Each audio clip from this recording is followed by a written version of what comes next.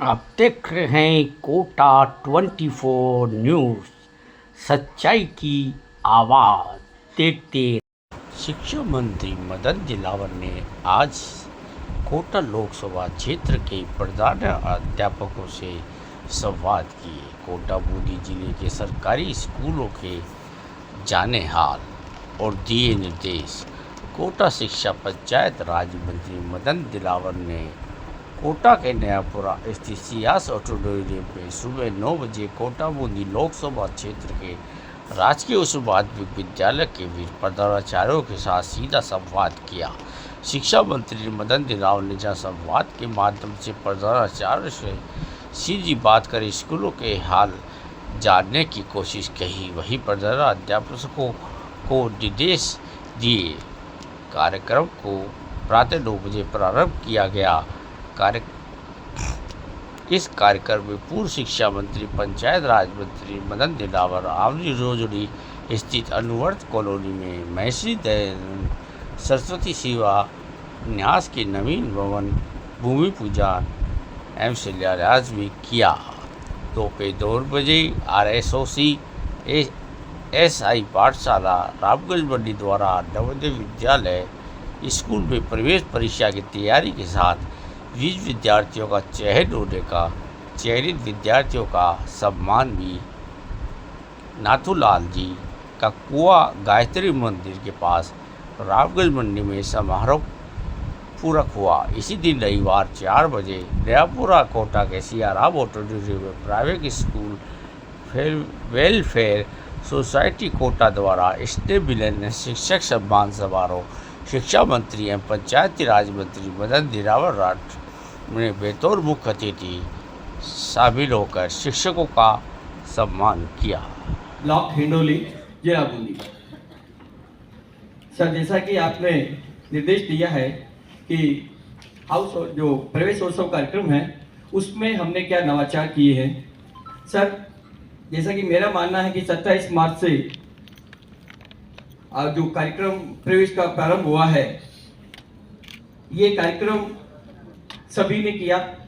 हमने भी उसको उसी रूप में जो अपने निर्धारित कि उसका परिणाम रहा है कि विद्यालय का जो नामांकन है वो लगभग इस साल जो 432 था आ जाएगा। चला जाएगा या चल गया? सर, अभी वो ऑनलाइन रहते वो नहीं हो पाए हैं। ऑनलाइन का कार्य चल रहा है। जैसा कि पिछले 3 साल से तो प्रोत्साहित करने की आवश्यकता ही नहीं पड़ी, वो स्वयं प्रोत्साहित हो गए कि हाँ, कि सरकार की योजनाएं हमारे को मिल रही है। विभिन्न प्रकार की योजनाएं जैसे अनुशासन के रूप में देखा गया, जैसे मैंने पिछले साल एक लागू किया था मेरे अपने को ड्रॉप आउट ना हो इसलिए किया है। आप भी राज जी, धन्यवाद सर। अभी 10वीं 12वीं की बोर्ड की परीक्षा के परिणाम आए। आपने कोशिश की कि बेहतर परिणाम रहे। आपके विद्यालय में कुछ ऐसे विद्यार्थी हैं जिन्होंने हमारा विद्यालय टॉप किया है। तो उनके माध्यम से आप विद्यालय की छवि को कैसे सुधारना चाहते हैं? हम हमारे विद्यालय को पूर्णतः नशा मुक्त और सुरक्षित रखने के लिए क्या क्या उपाय कर सकते हैं, क्या क्या तरीके अपना सकते हैं? तालेड़ा बूंदी जिले के तालेड़ा ब्लॉक के Taleda government senior secondary school में प्रधानाचार्य हूँ। PO भी है और नोडल स्कूल भी है। सर, ये जो नशा मुक्ति के लिए हमने अपने आप से शुरुआत की है और मैं चाहता हूं कि सभी विद्यालय इसी सब चीजों का पालन करें। जहां कहते हैं कि सबक और शिक्षा स्वयं से शुरू होती है, मैंने पूरी स्टाफ से एक बार ये सब तय किया है कि कोई स्टाफ मेंबर कोई तंबाकू गुटखा किसी का सेवन तो नहीं करता है। स्टाफ मेंबर में सर 38 की संख्या है। ये मुझे गर्व और सौभाग्य का विषय है कि कोई भी विद्यालय का कार्मिक कोई तंबाकू और उस गुटखे का सेवन नहीं करता है। कितने शिक्षक हैं जो खाते तो हैं पर इसके लिए बाहरी मुंह साफ करके आते हैं। अभी कुछ दिन पहले आपको निर्देश मिले होंगे या मिलेंगे, आपने पढ़ा होगा अखबार में कि हम चाहते हैं कि हमारे बच्चों के नाम ऐसे हों जो सुनने में अच्छा लगे और बच्चे को भी अच्छा लगे। पर कई बार माँ बाप ऐसे नाम लिखवा देते हैं जो बड़ा होने के बाद बच्चों को ऐसा महसूस होता है कि मेरा नाम ठीक नहीं है। ये किसी का नाम कचरूमल लिखा दिया, किसी का नाम शेरू लिखा देते हैं, ऐसे नाम जो अच्छे नहीं लगते हैं। कई बार क्या होता है उसकी जाति का उल्लेख जो उसको ठीक नहीं माना गया। स्वच्छ कर्मचारी को हम पुराने नाम से लिख देते हैं, किसी को जो चर्मकार का होता उसको दूसरे नाम से लिख देते हैं। ऐसे नामों को न लिखा जाए जो निरर्थक हैं, अच्छा नहीं लगते हैं। मेरा हमारे बीच में संवाद होना ही चाहिए। ये पहले नहीं होता था, हमने सोचा कि संवाद होना चाहिए ताकि एक दूसरे की समस्याओं से हम परिचित हो सके और उसका समाधान हम कर सकें।